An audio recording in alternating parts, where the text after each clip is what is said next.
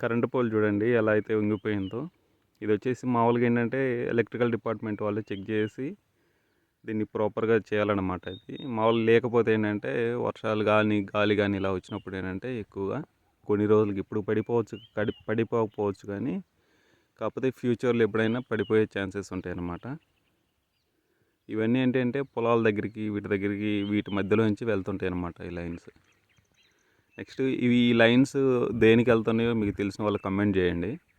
అలానే ఇక్కడ వచ్చేసి ఫేజ్ న్యూట్రల్ ఏదో కూడా నాకు తెలిసిన వాళ్ళు కమెంట్ చేయండి. ఇక్కడ చూడండి, జూమ్ చేస్తున్నా. వీటిల్లో ఫేజ్ ఏది న్యూట్రల్ ఏదో కన్ఫర్మ్ చేయండి. అలానే ఓకేనా.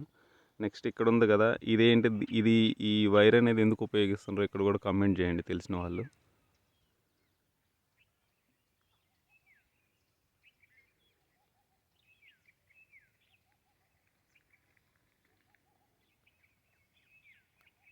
వీడియో నచ్చితే లైక్ చేయండి, షేర్ చేయండి.